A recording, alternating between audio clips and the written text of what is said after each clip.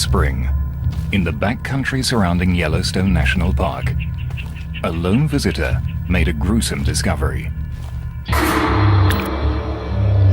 A severed head, coarsely hacked off at the neck.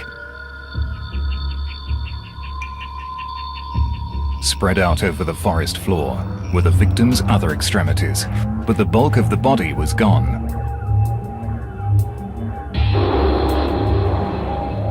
What made this macabre scene doubly bizarre is that the remains didn't belong to a human victim, but to one of North America's largest and most powerful predators, a fully grown black bear.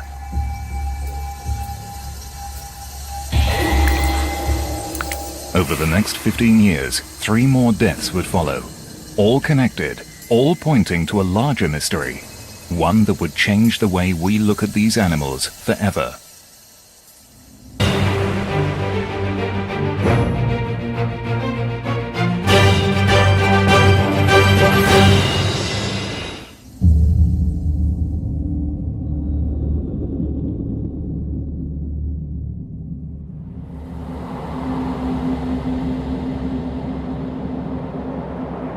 Yellowstone is one of the largest national parks in the United States.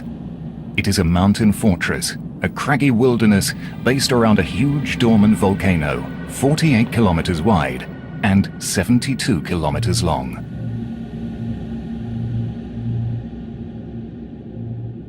It is part of a larger area called the Greater Yellowstone Ecosystem, one of the last truly wild places left in the US. Every year, millions of tourists experience the spectacular scenery. Yet there are places here where humans rarely set foot. The forces remain powerful and primal.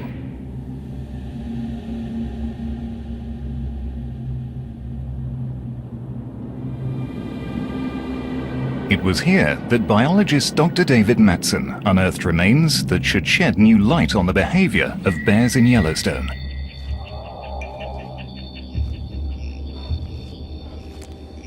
Mattson was studying grizzly bears, investigating some unusual activity in a place called Hoodoo Creek.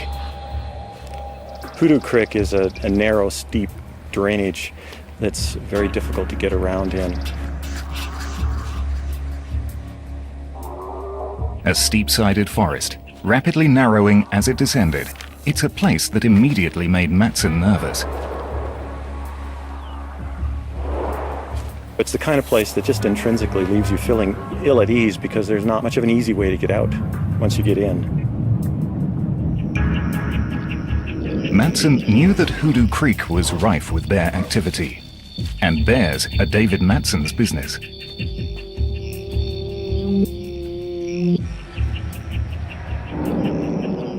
As soon as he reached the bottom of the valley, he knew that something was wrong. There was the stench of death, an incredibly distinctive kind of odor, almost a palpable, thick odor. Mattson tracked the smell to its source.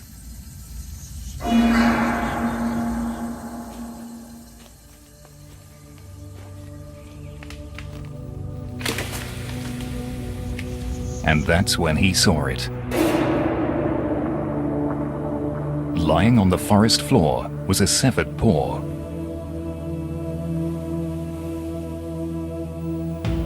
It was sheared off just above the wrist.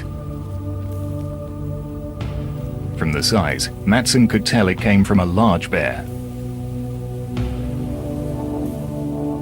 The short claws meant it was a black bear, but where was the rest of it?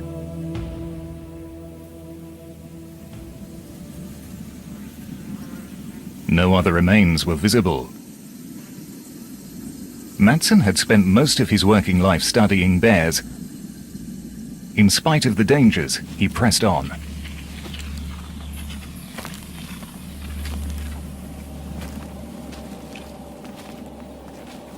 "300 meters away, deeper into the drainage, he made another strange discovery.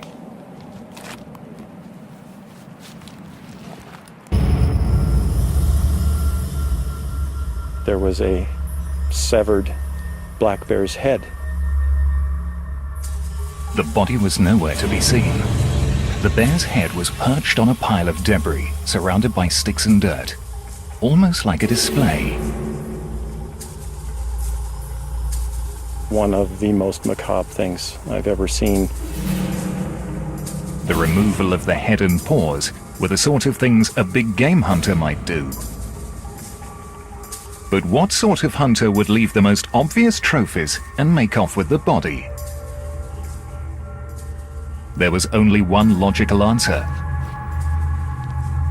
A hunter that wanted to eat it.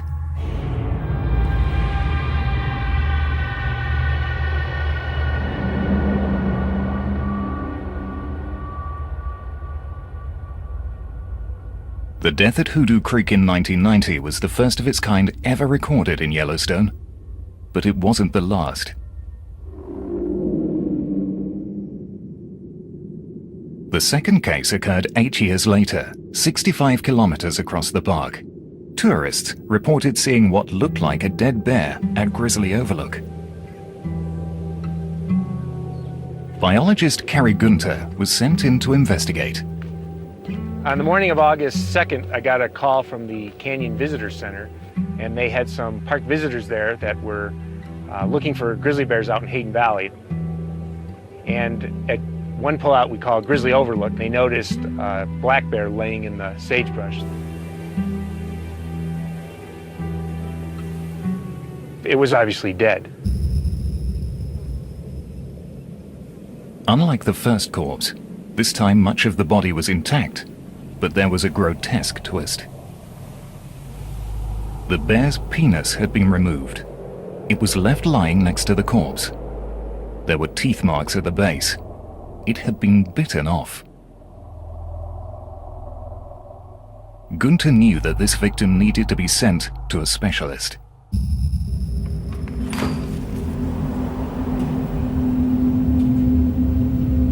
"160 kilometers away in Bozeman, Montana, the Department of Fish, Wildlife and Parks runs a pathology lab. Here, they're equipped to deal with any mysterious deaths found in the Yellowstone area. Ready? Yep. They intended to study the carcass more thoroughly to discover not only how it was killed, but why. Nearly 90 kilograms of dead bear and a whole load of questions. The man called upon to carry out the examination was biologist Neil Anderson. Normally when we receive an animal, we try to distance ourselves from what was reported to us prior to getting the bear. 195.5 pounds. Anderson and his team took nothing for granted. We base our conclusions solely on the evidence that we observe while we're doing the examination. Width of the back foot, 4 3/4. The measurements confirmed that this was an adult male, 61 inches. measuring 1.5 meters from head to tail, and the victim of a powerful and violent attack. Seems to be a lot of trauma to the head. Several possible puncture wounds. Just as Gunter had described, the carcass had been partly consumed, Appears to be some tissue removed from the hindquarters. and the genitals bitten off. Strangely, it was this grotesque element that would be the biggest clue to the identity of the killer. Two black bears killed in Greater Yellowstone, both in very unusual circumstances. The team investigating the Grizzly Overlook case began a thorough inquiry. Leader of the bear study team was Dr. Charles Schwartz. When we come across a kill like this, or when we come across a dead bear, to a large degree we're doing investigations. We're trying to take all of the evidence that we can find to try to come to some conclusion of what might have happened to this bear. With a team of only about 24 scientists, covering such a huge and hostile area of land is no easy task. Situated in the Northern Rockies, in the heart of the American West, the Greater Yellowstone ecosystem is 73,000 square kilometers of true wilderness. about the size of West Virginia. Made up of mountains, meadows, forests, rivers and plains, it is the only place in the US where all of North America's large predators can still be found. Could one of them have killed the black bears at Hoodoo Creek and Grizzly Overlook? Solitary cougars prowl the mountains. Packs of wolves roam the plains. Coyotes stalk the meadows. Ferocious wolverines lurk and scavenge everywhere. All of these predators coexist alongside the bears. But which is powerful enough to take down and kill a 90-kilogram predator? It's probably very rare that the event would have taken place by a cougar. Cougars tend not to be predators of other large carnivores. A wolverine, although incredibly aggressive, is no match for a black bear up to 10 times its size. There were packs of coyotes in the area, but the signs on the corpse did not match those of a coyote attack. But what about wolves working in a pack? Wolves have been known to attack bears, charging in, biting at the bear's sides and hindquarters. But they tend to pick on smaller individuals. And as far as the researchers could tell, the nearest wolves were many kilometers away from Grizzly Overlook. I didn't think wolves had killed this black bear. Wolves had only recently been reintroduced to Yellowstone National Park, and they hadn't recolonized Hayden Valley. We didn't have any known wolf pack living in Hayden Valley. That left only one creature capable of inflicting these injuries on an animal this big and this strong.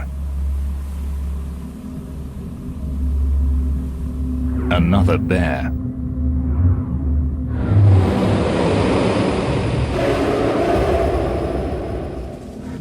Could the black bear at Grizzly Overlook have been the victim of an attack by another black bear? Black bears are very adaptable animals that prefer to live in and around the forest. They are formidable predators, capable of inflicting severe injury by one blow of their powerful paws or a bite from their well-armed jaws. They measure nearly 1 meter at the shoulder and 2 meters when standing. They weigh up to 225 kilograms. The removal of the penis from the Grizzly Overlook bear is the big clue. When large males fight, they often attack this area of the body. Whether it is to prevent their opponents breeding or just to hit them where it hurts is unknown. But Greater Yellowstone has 2 types of bear. The victims at Grizzly Overlook and Hoodoo Creek were both black bears. But Yellowstone is also home to the less common grizzly bear.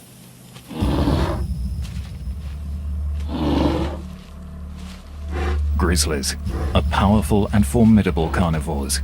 They have bone-crushing jaws and 10-centimeter claws used when attacking and holding down prey.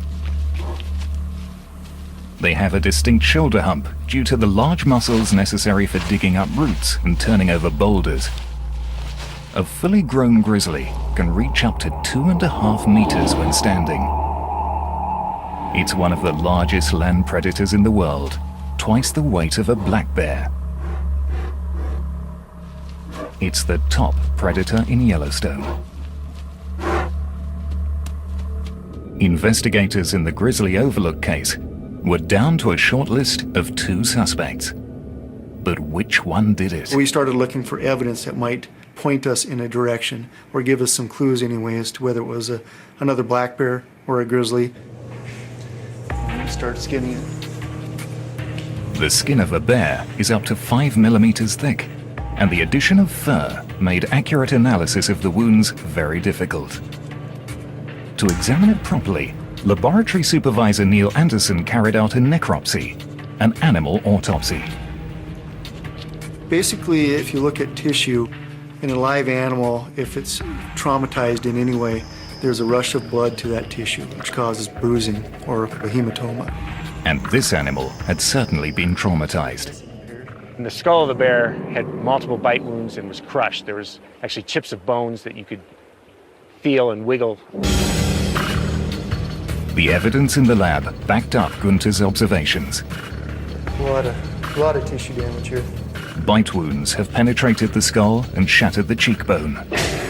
Bone fragments were missing. Observed around the head, throat, and abdominal areas were multiple puncture wounds. Associated with the punctures were hematomas or bruising. That to us indicated that the punctures occurred while the animal was alive. But there were so many puncture wounds, it made it difficult to see which bite was which. I'd say that those are probably from upper canines. Then Anderson got a lucky break. A couple puncture wounds here that look like they could be set from a single bite. He found 2 distinct puncture marks on the right side of the face, just under the lower jawbone. Wounds that had been invisible before he removed the hide. Based on the damage here, I'd say that's probably the killing blow. A matching pair of canines.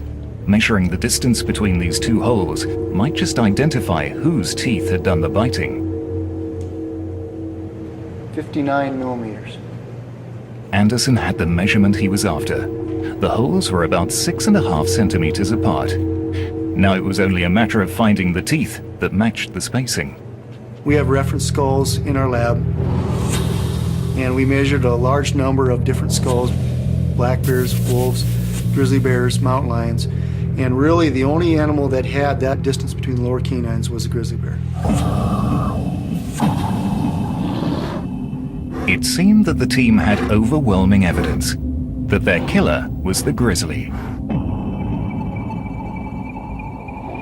The removal of the penis, the shattered skull, canine puncture marks, and bruising under the skin all added up to one conclusion. If you look at the preponderance of evidence, it leads us to conclude that he had been killed and eaten by a grizzly bear.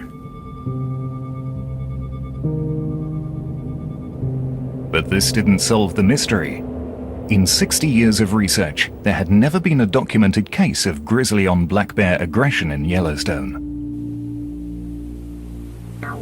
And yet there had been another unusual death, the one at Hoodoo Creek.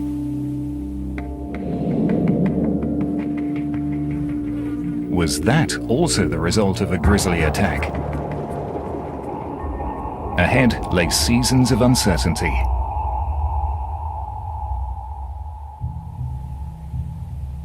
The black bear killing at Hoodoo Creek seemed very different to the one at Grizzly Overlook. But could a grizzly be responsible for that death too? Biologist Dr. David Mattson certainly thought so. The size of the tracks nailed it as an adult male grizzly bear, because no other bear has a track that large. And so this black bear had been at least fed on by the grizzly bear and probably killed. The good tracking conditions meant Mattson could piece together the circumstances surrounding the death. The soil was really loose, and so we were able to then backtrack and reconstruct what had actually happened. And in fact, determine that the grizzly bear had killed the black bear and just exactly how he had done it as well. The grizzly was moving along the valley bottom, hidden from the black bear grazing higher up. I would guess as soon as it saw the black bear, it lunged forward instinctively. It is likely that as soon as the male grizzly attacked, the black bear dived off and attempted to make her escape. She got about 90 meters, then leapt up a fire-blackened pine tree. And apparently she didn't get very far, because what we saw were the rakes of her claws as she was drug off the tree by the grizzly bear. She escaped again. About 14 meters later, she jumped up another pine, only to be dragged off once more. And then just 10 yards below that, we could see where they had tumbled on down, and the grizzly bear had killed her. 2 black bears, killed by 2 different grizzlies. What was the motive? When any animal enters the realm of a predator, it must know how it's going to escape. For black bears, the best way is to climb the nearest tree.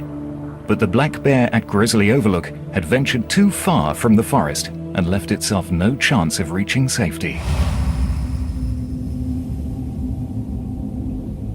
It was a fatal mistake. He had left the safety of the forest and entered the domain of the grizzly.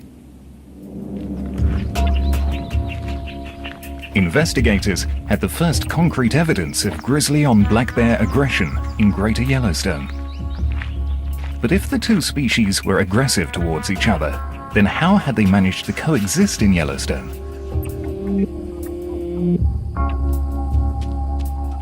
The answer seemed to be that they used the environment in very different ways. The behavioral tendencies of black bears and grizzly bears are quite different. And it has a lot to do with the kind of world they evolved in.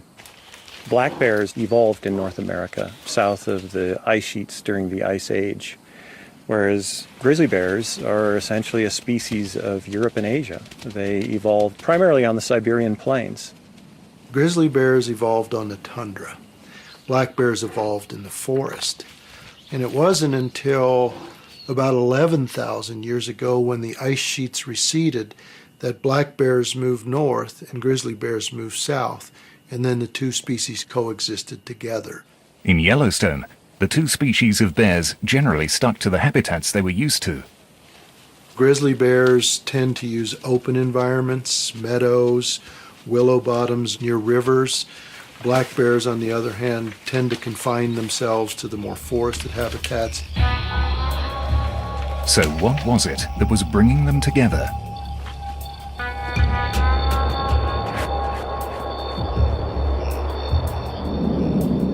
The grizzly bear study team has spent the last 25 years capturing bears, fitting them with collars and monitoring them.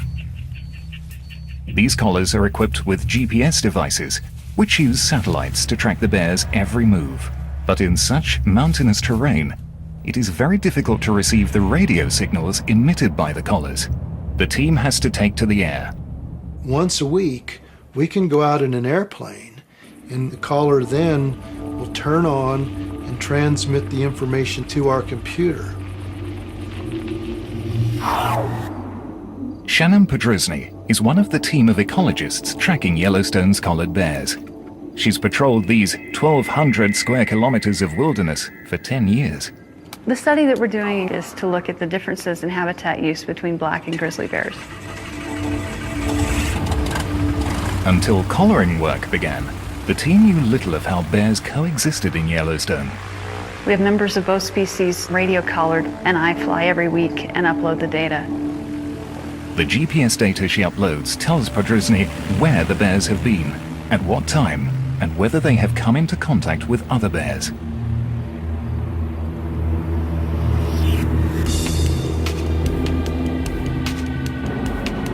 But one routine flight led to something else entirely.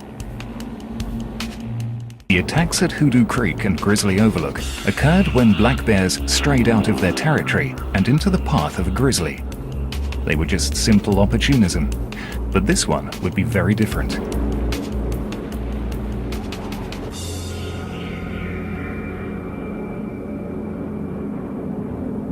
Somewhere in this vast expanse, one of the collared black bears had stopped moving. Her collar was on mortality signal, and the uploaded data indicated that she had not moved in several days. The only time a bear would stay still for that long is during winter hibernation. But this was autumn, when the bears are at their most active. Something was very wrong. The activity sensor in the collar registered 0. But there was nothing Podrusny could do from the air. Someone would have to go in on foot.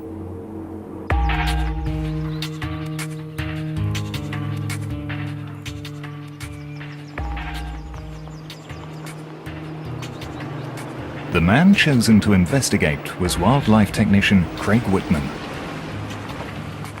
Whitman knew this bear already. In fact, he had collared her just 2 weeks earlier.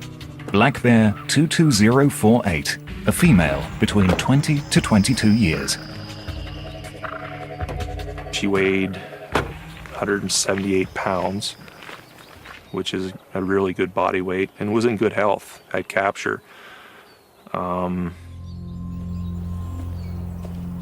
She had good body fat. She was still agile. When he left her, she had been fit and well, but now she had stopped moving. The coordinates he had been given, a location near Dave Adams Hill, was quite a distance from where he had last seen her. She had obviously been moving higher up into the forest in search of food to fatten up for the winter. But this was her last journey. So the scene we came upon, there was a large intestine and stomach buried in that pile. The body parts were strewn throughout the forest. So, we find her intestine, her stomach. Whitman had been with this female just 2 weeks ago, and now bits of her body were scattered amongst the trees. He knew he had to find and catalogue all that remained.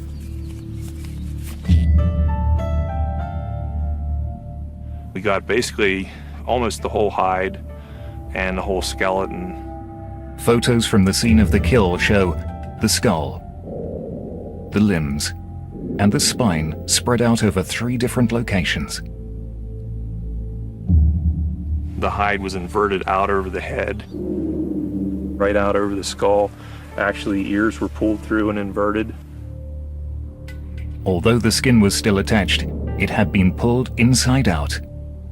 Her legs were disarticulated from the spine, but they were still attached to the hide, so the hide was inverted down over to the wrist, just kind of like you take a sweater off. Whitman saw all the signs of a grizzly attack, but it was right in the heart of black bear territory.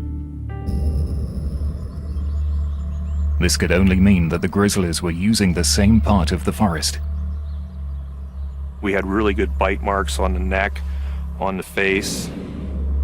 These shots show the inverted skin of the head and the canine puncture marks. And we were able to find grizzly bear hairs where the bear had brushed hairs off on sticks. The inverted hide, the bite marks, and the grisly hair left at the scene led to only one conclusion: a third grizzly bear attack.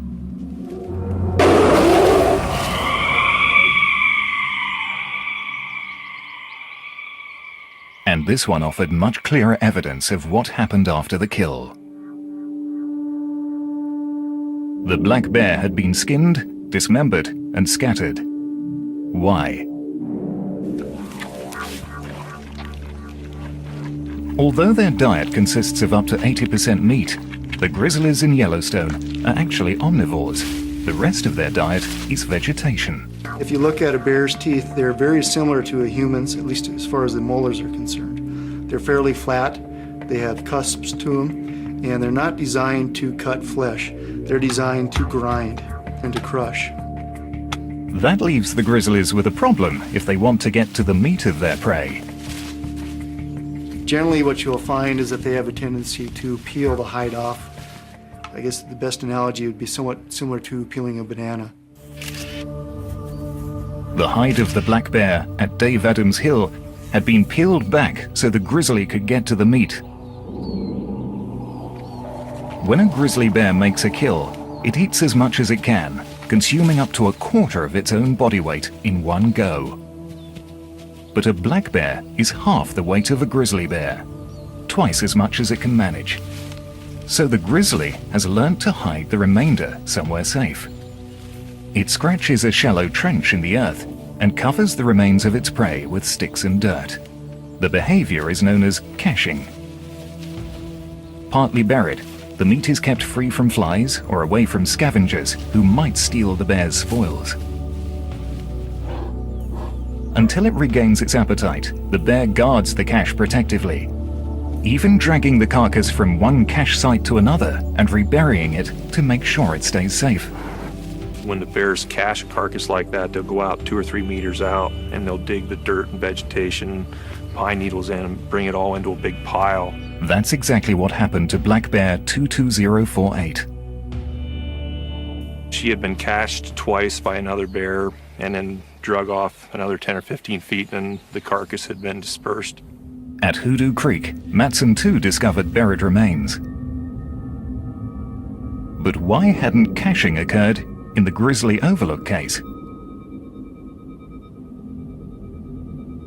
It was only a couple hundred meters from the road, and so when traffic came along in the morning, I believe that probably scared the grizzly bear off, and that's why it only scavenged 1/4 of the black bear.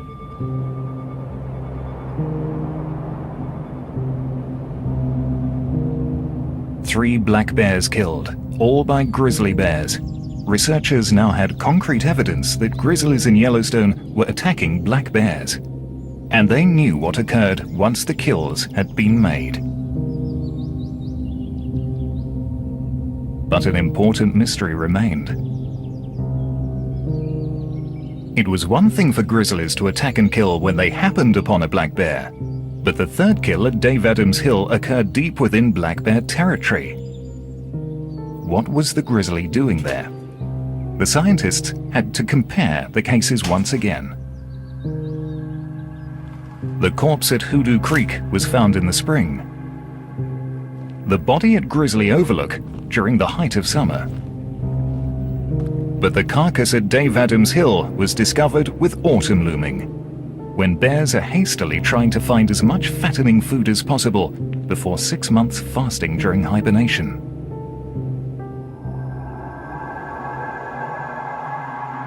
So, did the grizzly at Dave Adams Hill go into the forest to hunt down and kill a black bear in order to fatten up on meat? Meat is a much higher quality food, and when bears can get it, they'll choose meat over vegetation in most cases. However, there was another possible reason why the grizzly had entered the forest. Examining the stomach contents of the black bear, the researchers discovered it had been voraciously feeding on white bark pine cones. You know, in the fall, bears are just looking to put on weight, and they're looking for the highest calorie diet that they can get to put weight on to carry them through the winter. In this case, she was feeding on white bark pine seeds, which are mostly fat. Scientists were finding that this energy-rich food source is a potentially crucial part of both black and grizzly bears' diets. And it seemed that was what the black bear at Dave Adams Hill had been doing when she was killed. She had about half a gallon of these seeds in her stomach. And these seeds were the reason grizzlies were in black bear territory. The most likely scenario was that the grizzly went into the forest to search for white bark pine cones, came across black bear 22048, killed her, and ate her.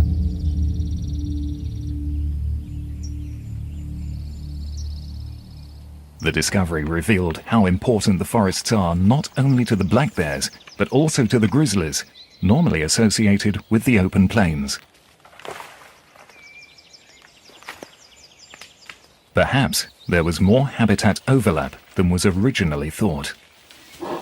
Even though black bears and grizzly bears evolved in different environments, it turns out that we see black bears eating a lot of the same foods that grizzly bears do.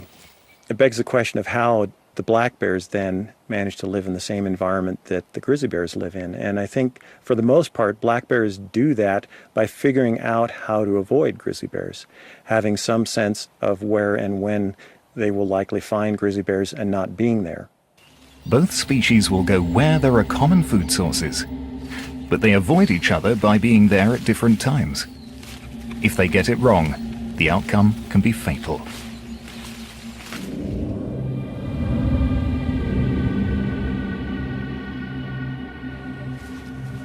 In the case of Hoodoo Creek, the black bear hadn't worked out where and when the grizzly would be there. This was because the environment had recently changed. The forest had been blackened by fires 2 years earlier, but its regeneration had led to an unexpected profusion of highly nutritious food sought after by both species of bear. Hoodoo Creek had been burned by the fires of 1988, which went through quick and hot, but left most of the trees standing and blackened. The U.S. Forest Service had gone in and aerially seeded the drainage with clover and grasses. It had been converted from a relatively poor foraging environment for bears to a particularly rich one. So there were bears there in great numbers focused on grazing clover. Having not yet figured out all of the dynamics of who was where when, which I think also then contributed to the vulnerability of that black bear and why she got caught where she did. Although the three cases had seemed very different, they were actually all about habitat. The death at Hoodoo Creek occurred because both black bears and grizzlies were discovering a new feeding environment. At Grizzly Overlook, the black bears strayed straight into the grizzlies' territory. At Dave Adams Hill, both species of bear were searching for a common food source deep in the heart of the forest. But the fourth death changed everything.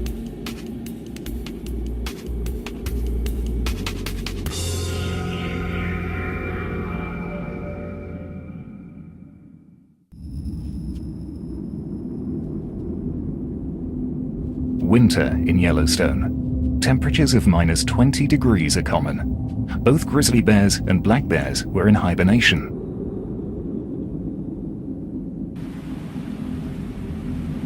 Curled up in burrows or shelters, they might be buried by 6 meters of snow.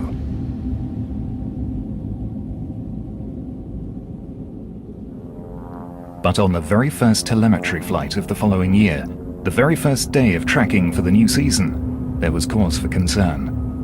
Shannon Podrusny picked up the telltale sound of a bear mortality signal. It was coming from black bear 22049, a female aged 8 years. She had been collared less than a year before. The coordinates pointed to a place called Pilgrim Creek, just 19 kilometers from the previous death at Dave Adams Hill. This time, Podrusny decided to go in and see for herself.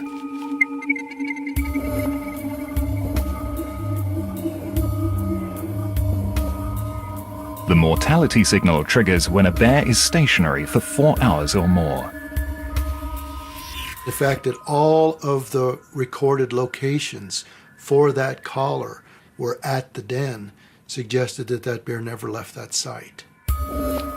As Podrusny neared the site, there was still no movement. The bear's position remained stationary, just where she had last been recorded at the end of the previous autumn.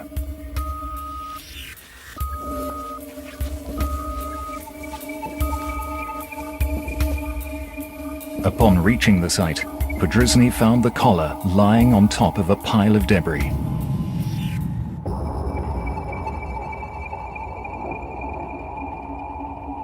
Everywhere she looked, she could see the signs of a struggle. Near the collar were 2 limbs. The hide was pulled down around the paws. These 2 legs had been dismembered, skinned, and the flesh eaten, just like at Dave Adams Hill. All of the long bones of the legs were exposed, and there were large chunks of hide and lots of hair.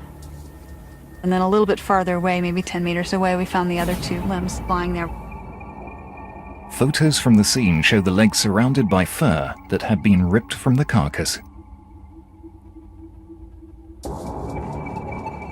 But if this was where black bear 22049 had bedded down for the winter, where was the den? The area was very torn up, typical of a bear feeding on a carcass. Parts of the carcass were probably cached. The den location may have been covered up or obliterated by the caching behavior and the large pile of debris that had accumulated. It appeared that the den had been destroyed during the struggle. But if this bear hadn't moved all winter, how could they tell if it had been killed at the end of the autumn and preserved by the snow, or if it had been killed at the beginning of the spring? The conclusive evidence came when they found the paws. When we pulled the hide back to look at them, they were still sloughing the outer layer of skin. At the end of 6 months in the den, bears slough off the dead skin that has developed on their paws during hibernation. The old skin just dies off and peels off, and that exposes new, fresh skin. This paw had those dry patches, and the fact that the dead skin was still evident meant that the bear had never emerged from the den. Her paws still had that old layer clinging to them, but it was coming off. So we'd assumed that she was still in the den at the time she died. Without a doubt, Black Bear 22049 had been killed very recently. She probably hadn't made it out of the den. Most likely, something had come along and killed her in the den. If the black bear was still in her den, then this was no chance encounter. In spring, male grizzlies emerge from hibernation first. After fasting for 5 months, they're desperate for food. The grizzly had entered the black bear's territory, then using its keen senses, detected the presence of a black bear at her den site, attacked and killed her.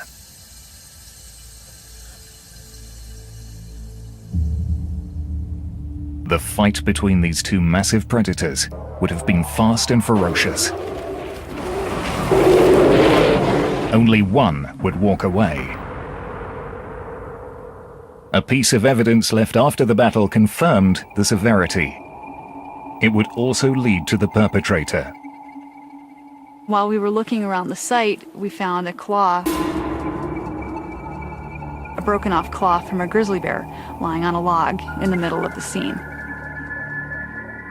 It looked like evidence of a struggle. That claw pretty much told us that, in fact, there probably had to be a fight. Now, for the first time, the team had physical evidence to link them directly to the attacker. Maybe we would catch a bear that was missing a claw. The incriminating evidence that that was the culprit that had killed our black bear. As research continued, the team trapped and collared more grizzly bears near Pilgrim Creek. It was then the Podrizny's team made an unexpected breakthrough. Craig Whitman caught grizzly bear 398, and he was missing the middle claw on his right front paw. The scientists now had a killer, Grizzly Bear 398. But they would never know if this grizzly was responsible for the previous death, just 19 kilometers away. After collaring, 398 was returned to Yellowstone. Monitoring revealed that he did not kill again.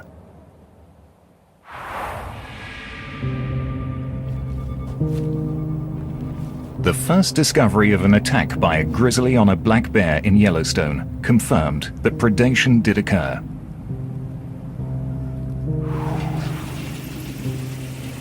Now, 15 years later, after 3 more documented deaths, the scientists had shown predation was part of coexistence.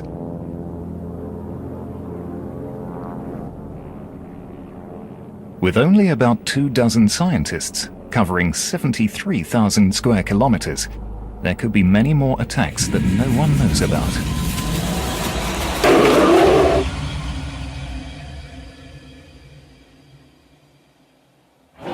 But the black bear population in Yellowstone remains relatively secure. There are about 5 times as many black bears here as there are grizzlies. In fact, the larger, stronger, and more aggressive grizzly is the Yellowstone resident under threat.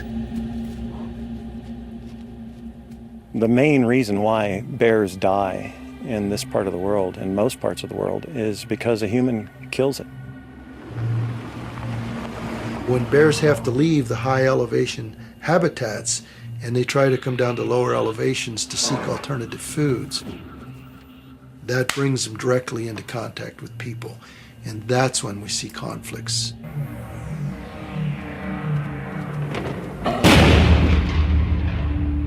We've documented that between 80 and 90% of all grizzly bear deaths are caused by humans, and that's despite the fact they're protected under the Endangered Species Act.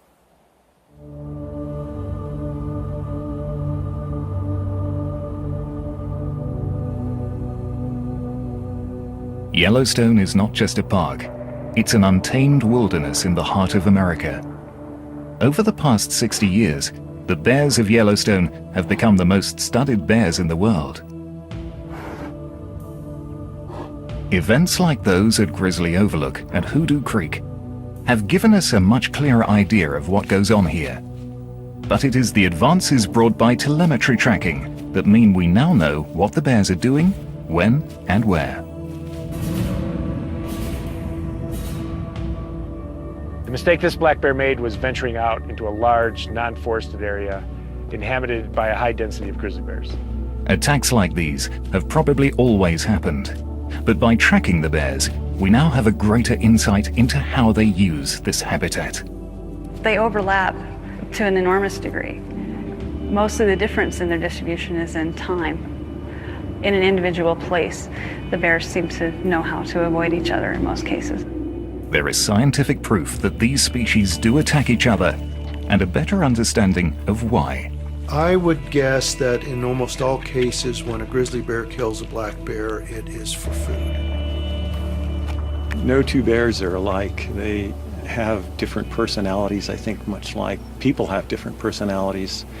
I've known some bears that I would consider to be well-adjusted, and other bears that I think it would be fair to say were neurotic, and some bears that probably could be called psychotic. And I can easily imagine one bear more likely being a killer of bears than another.